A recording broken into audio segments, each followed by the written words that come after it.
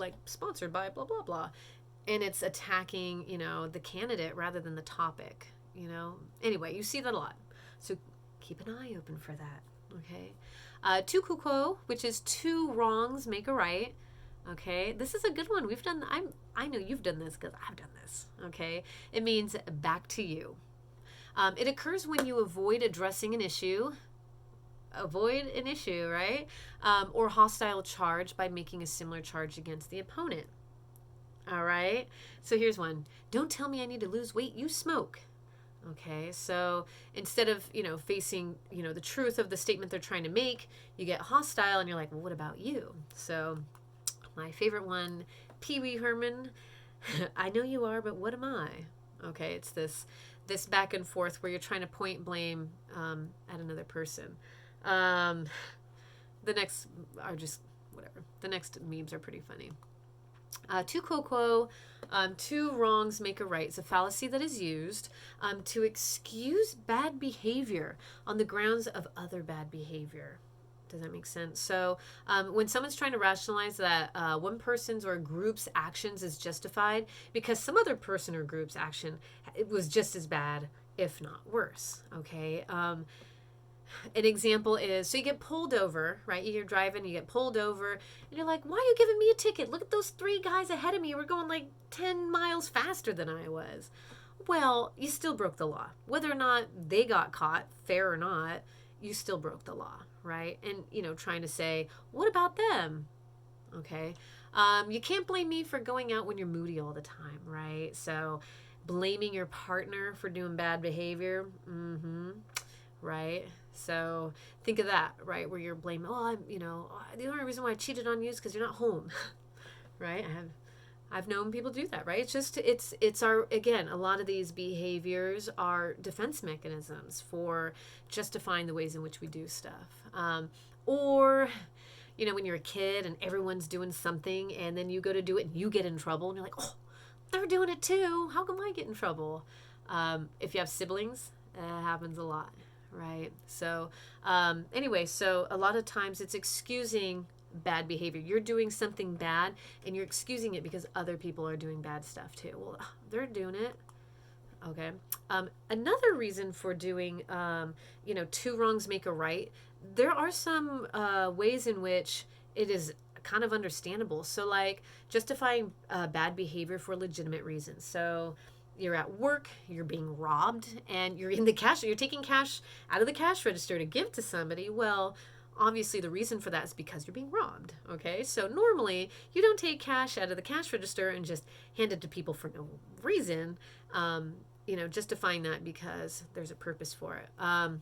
So you're pushing somebody and they fall down, but the reason why you did it is because they're about to get hit by a car.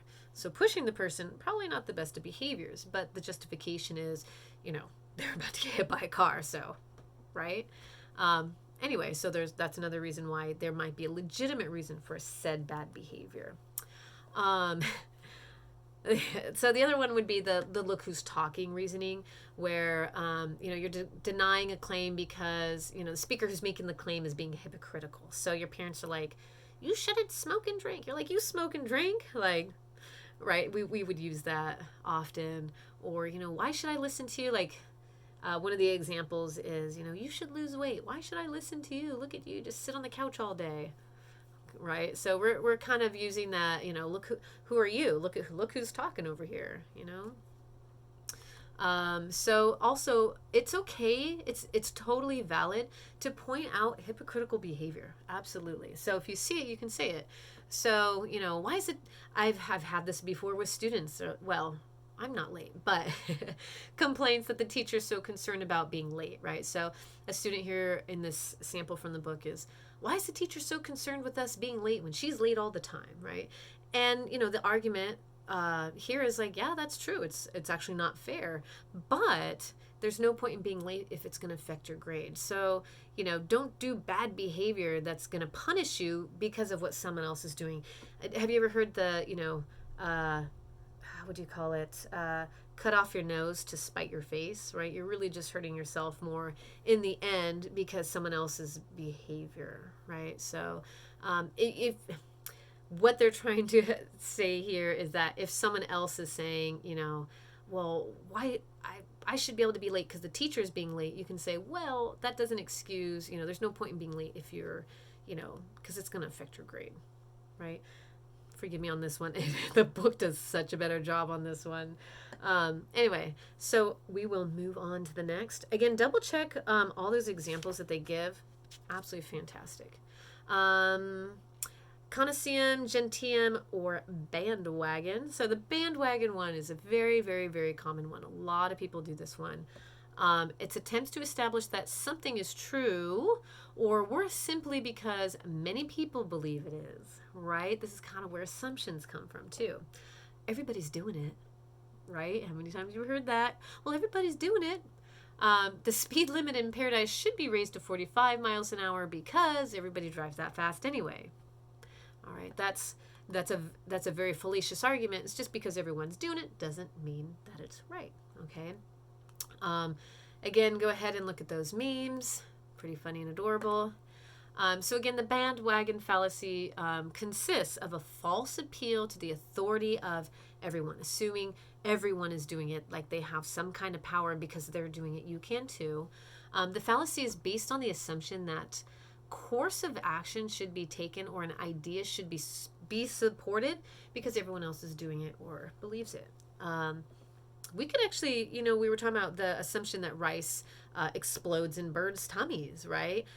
So many people believed it that it actually became that law, despite the fact there was no evidence to prove it, right? We do know now that there's no sufficient evidence that says that is actually true.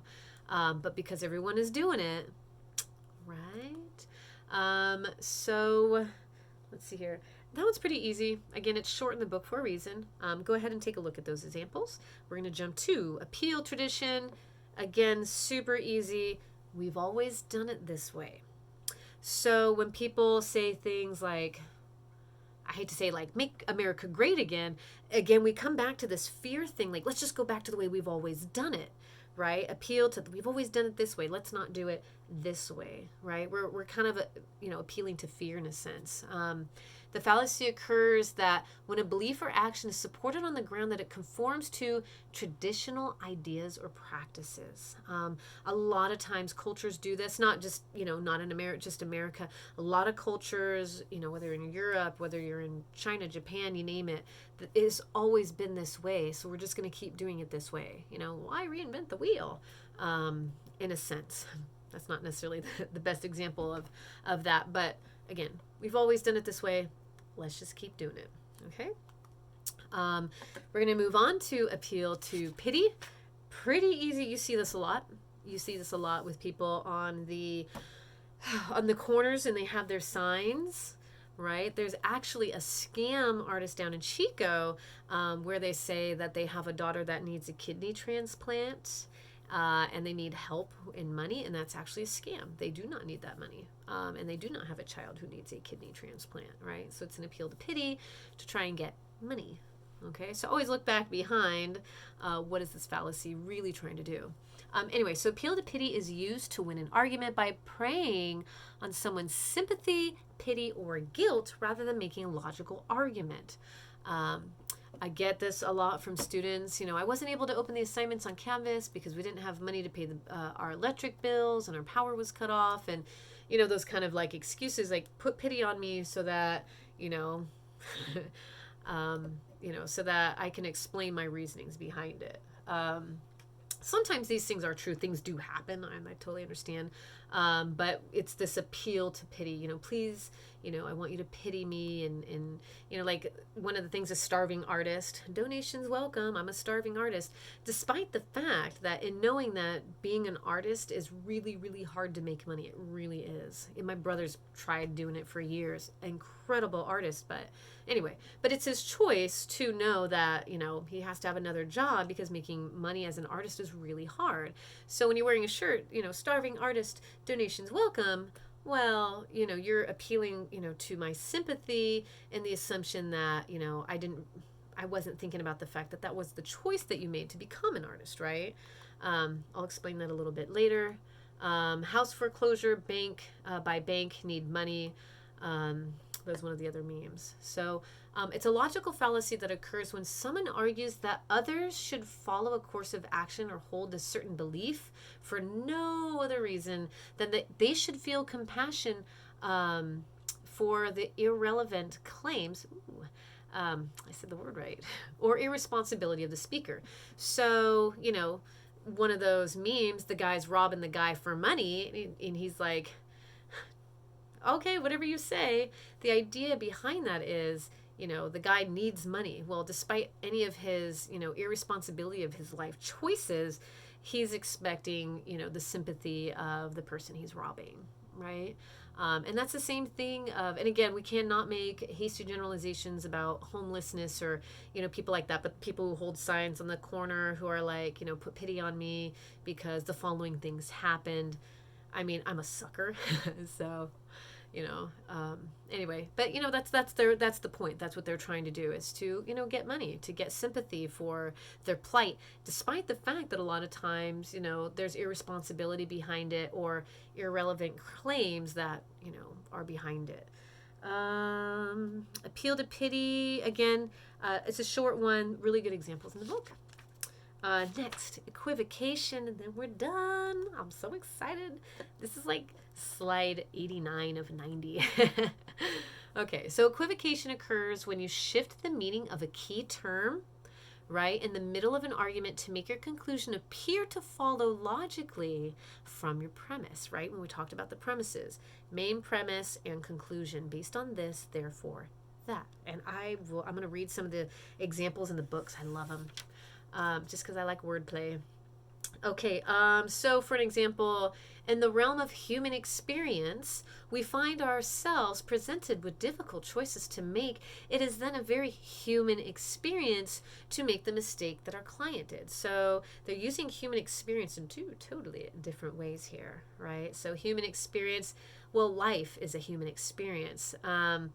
And yes, to make mistakes is very human as well, but they're using it in two totally different contexts, right? So, so equivocation, I like the little examples they use, so I'm going to read them. Change is inevitable except from a vending machine. Get it? Change. Vending machine. Okay.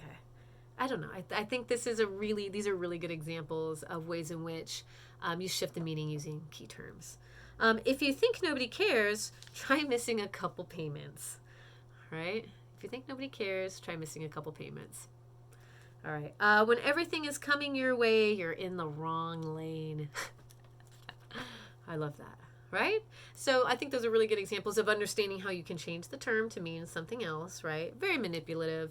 I know that it's just something that, again, great wordplay here. So I'm going to use the one that you've probably heard your parents say when you're getting a spanking. This hurts me a lot more than that'll hurt you. Right? We're talking about the emotional pain that a parent feels when they're spanking your butt versus the physical pain your hiney is feeling, right? So again, that's actually equivocation. They're trying to explain, trying to use these key terms as if they actually correlate, but they do not. Okay? Again, equivocation is a logical fallacy in which the same word is used with two different meanings. So on that, I will leave you guys with, again, the readings. Please do the critical thinking responses. The chapter 6 response is super easy. You should have your printout for vocabulary words. It looks like there's very few, but in actuality, on one of those, it'll tell you that we've got all the fallacies I do want you to understand. So, all right. So this is just the lesson for plan for now. I might do a quick overview on some of the assignments coming up. So email me if you have questions.